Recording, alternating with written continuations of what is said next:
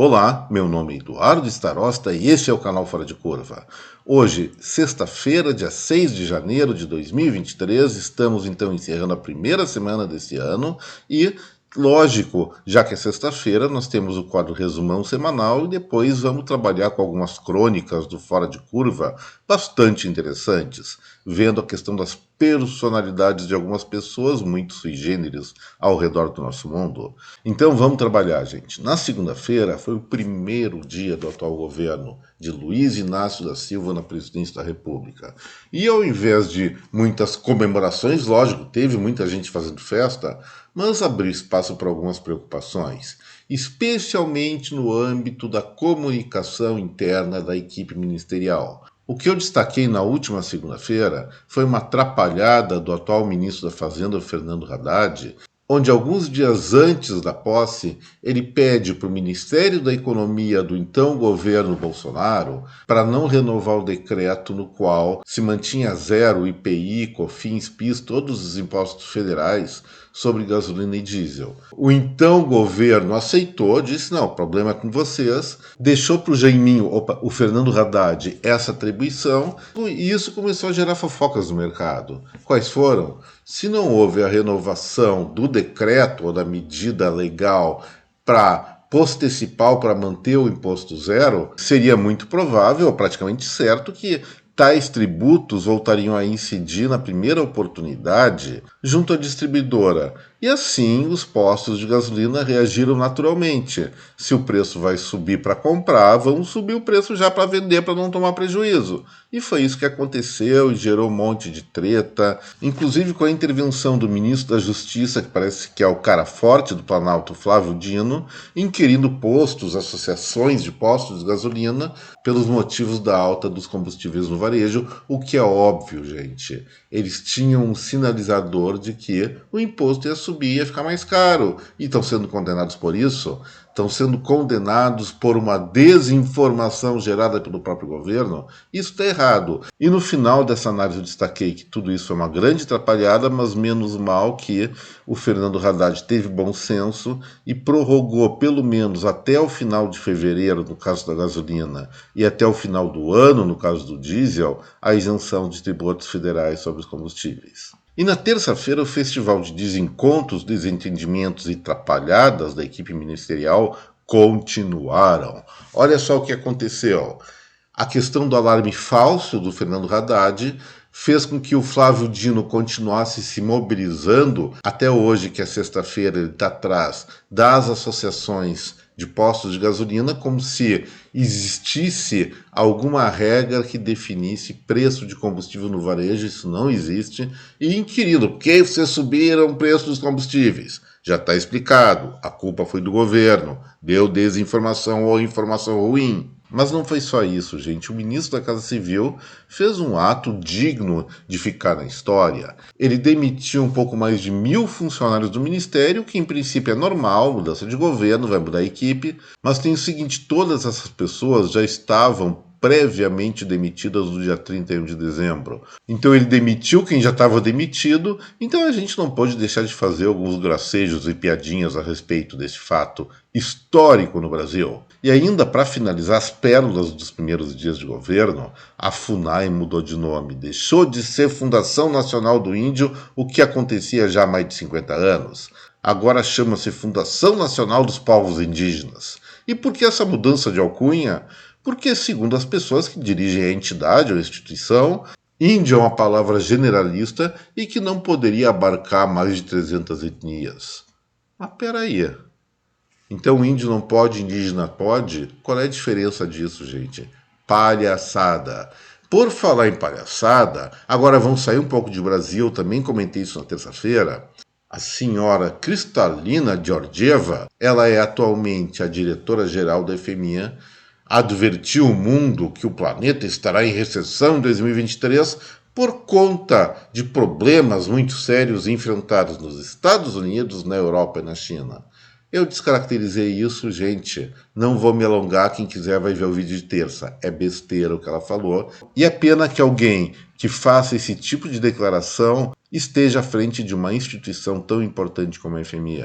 Na quarta-feira, também continuando a analisar os primeiros dias do novo governo federal, tivemos uma série de atrapalhadas e algumas coisas que realmente foram consolidadas e que não farão nada bem para o futuro do nosso país. Sobre isso eu falo especificamente sobre um decreto assinado pelo presidente da República que cria uma repartição especificamente para combater o que eles chamam de desinformação. O que é essa desinformação? Para eles significa, pela prática que nós estamos vendo atualmente, é um sinônimo de opiniões contrárias ao governo. Eles pretendem ciclonar até um certo ponto ao Supremo Tribunal Federal e partir para uma censura mais radical que só vai fazer mal para o nosso país e nós vamos ter que ficar muito alertas contra isso.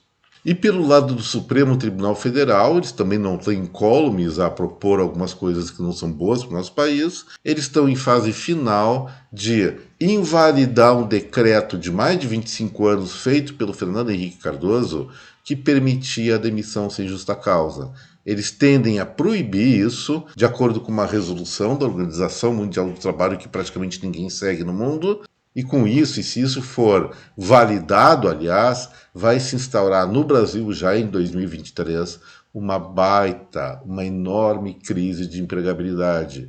Porque nós estamos em fase agora, final de dezembro, início de janeiro, de demissão de funcionários temporários. A recontratação começa lentamente na segunda quinzena desse mês, um pouco mais de fevereiro, e passa a bombar lá em março.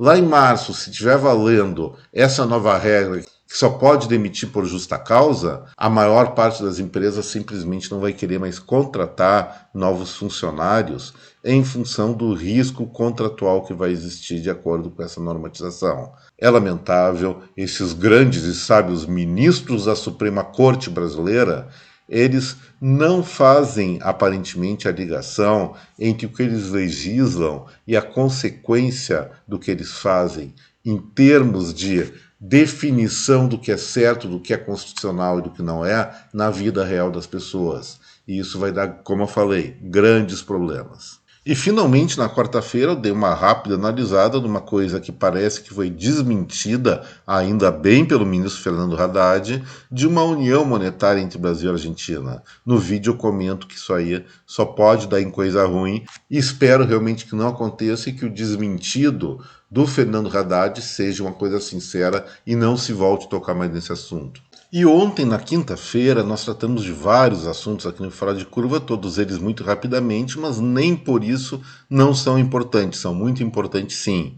O primeiro foi uma rápida análise a respeito da produção industrial brasileira, que cresceu 0,9% em novembro, frente a novembro do ano passado, mostrando perspectivas. E dentro dessa ótica, eu reinseri o que eu comentei na quarta-feira a respeito da chance de ser proibido demissões sem justa causa e o que isso aí vai impactar no mercado de trabalho. Um outro destaque aí diretamente dentro do Supremo Tribunal Federal foram mais 2 jornalistas que tiveram passaportes cassados, contas sociais bloqueadas e contas bancárias também. Foram Rodrigo Constantino e Paulo Figueiredo e eu me solidarizei com eles. Essa história de limitar ou proibir a liberdade de expressão, por mais absurdo que sejam certas ideias, é algo que vai ser um câncer tão grande na sociedade brasileira. Isso aí tem que ser cerceado, tem que ser eliminado desde já, para não provocar algo muito pior que se pode antever no futuro.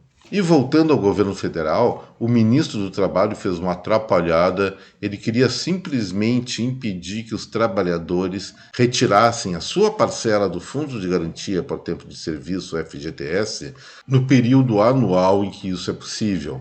Ele simplesmente pensou, não, eu sei gastar melhor o dinheiro dos trabalhadores que os trabalhadores, então vou proibir isso. Deu uma revolta, mas aparentemente ele recebeu pressões adequadas e voltou atrás. E finalmente ontem eu comentei a respeito, aí foi uma coisa boa, uma proposta do futuro presidente da Petrobras, o senador Jean Paul Prates, do PT, de mudar a metodologia de cálculo do preço do petróleo no mercado interno no Brasil. Por que acertado? Porque ele simplesmente e de maneira justa quer eliminar a formação do preço CIF, que vem com todo o custo de importação, da composição do preço final do petróleo aqui no Brasil. Vamos explicar de novo isso. Nosso país produz mais ou menos 80% do petróleo que consome. Então, 20% vem lá das Arábias, da Arábia Saudita, de outros países da região, e os 80% restantes aqui do Brasil. Isso quer dizer que, sob um universo de 20% do volume consumido aqui no Brasil de petróleo, nós alastramos o custo de importação para a totalidade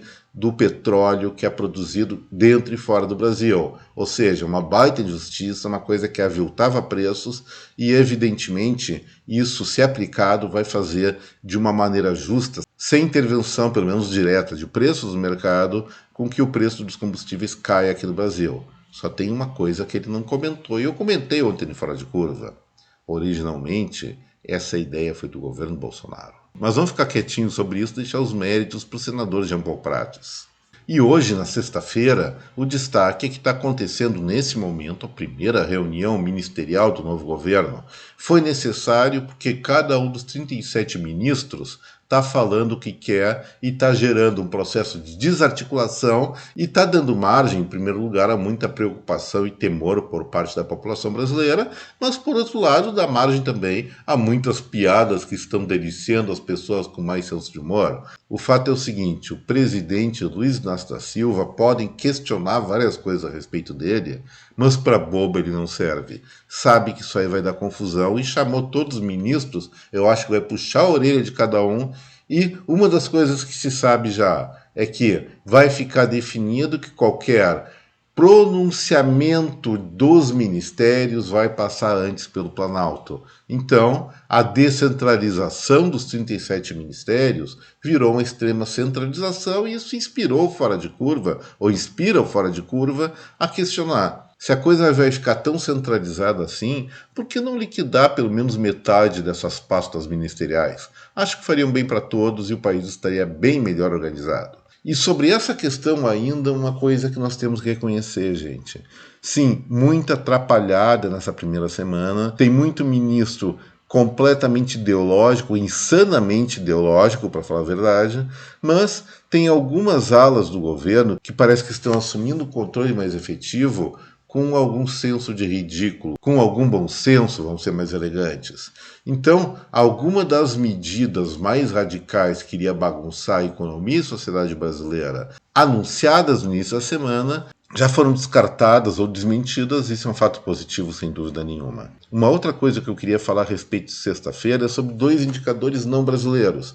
Um norte-americano. Caiu a taxa de desemprego em dezembro por lá, estava em novembro em 3,7% e em dezembro fechou 3,5%, mostrando que os norte-americanos não estão entrando em recessão. Quando o mercado de trabalho está contratando mais, o desemprego cai, significa o quê? Exatamente ao contrário, a economia crescendo. E a outra boa notícia vem da zona do euro, na Europa, portanto, onde se verificou uma deflação de 0,3% ao nível dos preços ao consumidor, o que mostra que aqueles surtos inflacionários que ocorriam tanto na Europa como nos Estados Unidos e também aqui no Brasil estão eliminados. Eu espero que continue assim. Isso tende a fazer com que os bancos centrais dessas duas economias não aumentem mais juros, então aquela ideia de recessão global ela está cada vez mais afastada. Acho que 2023 vai ser um ano, até pelo contrário, muito positivo.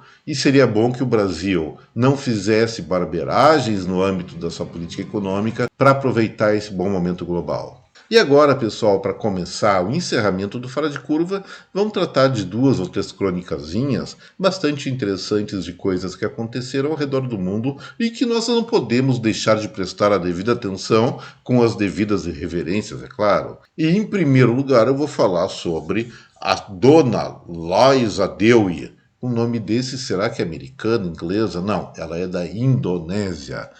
Qual era o problema dessa moça, ou dessa senhora, já que ela é mãe de uma filha com alguma idade já? Ela estava com certas dificuldades para pagar o empréstimo da ordem de 22 mil rúpias. Isso é mais ou menos R$ 1.400.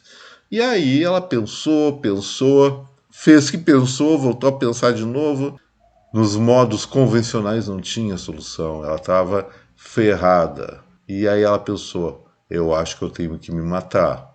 E ela realmente fez o que pensou. Só que ela se matou de mentirinha. Ela divulgou nas redes sociais, com o apoio da filha dela, que havia deixado este mundo para um lugar melhor, em princípio.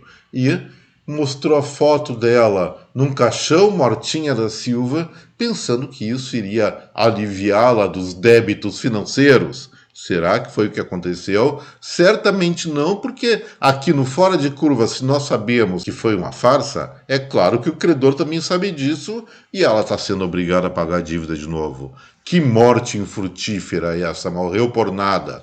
Ainda bem que voltou a viver para trabalhar e pagar sua dívida devidamente. Mas e aí, será que são só mulheres endividadas que fingem serem o que não são? Acho que não. Fingem serem o que não são porque ela era viva, é viva e se fingiu de morta. Tem um chinês, o nome dele é Zhu, que foi, na maior inocência, visitar um centro médico na China para ver se estava ou não estava com Covid-19. Foi com seu uniforme militar, cap, gala, todas aquelas coisas que os militares de alta patente têm. E aí, quando foram identificar ele, o que aconteceu? Não era militar. Ele estava se fingindo de militar e isso lá é um crime muito grave. Mas qual era o objetivo do seu Zhu para fazer essa travessura, essa arte? Ele praticava este hábito de andar fardado nos últimos 4 anos por um motivo bem singelo. Fazia sucesso com as mulheres. Então ele gostava de ter muitas namoradas e o uniforme militar na China é um sinal de prestígio social, de pertencer à elite. E daí ele falsificou, muito bem falsificado esse uniforme por sinal, para ter sucesso com a mulherada por lá. Gente, até isso aí dá margem para mim pensar algumas coisas meio enganosas. Já que ser economista e youtuber não tá me rendendo nada em termos de mulherada, quem sabe eu saio por aí com capacete embaixo do braço dizendo que sou piloto de Fórmula 1. Será que algumas mulheres de bom gosto vão engolir essa treta? Certamente não. É melhor continuar sendo eu mesmo, porque para enganar alguém eu não sou nada bom, gente. E para finalizar o Fora de Curva de hoje, vamos contar uma historinha de príncipes, princesas e empurrões. E é verdade, história de princesa e de príncipe real. Há alguns anos atrás, mais ou menos 2019, estava lá o príncipe William, que é o primogênito do rei Charles, discutindo animadamente com seu irmãozinho mais novo, agora o ex-príncipe, porque renunciou à coroa, o Harry.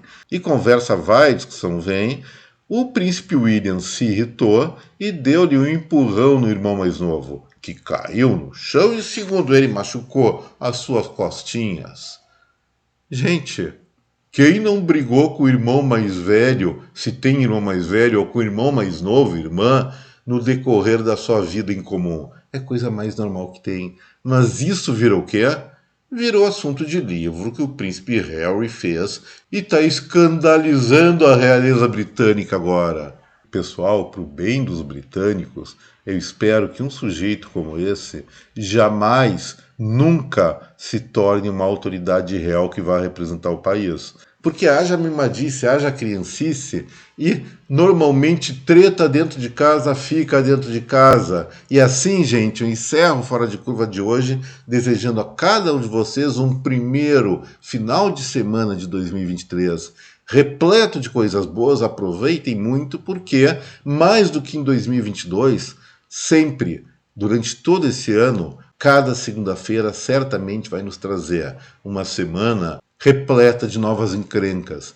Então, vamos refazer, vamos recarregar as energias, porque na semana que vem tem muito mais para acontecer e nós temos que estar preparados para isso. E a melhor preparação é o lazer, é o descanso, é aproveitar o final de semana da melhor forma possível. Então, um baita de um final de semana para cada um de vocês.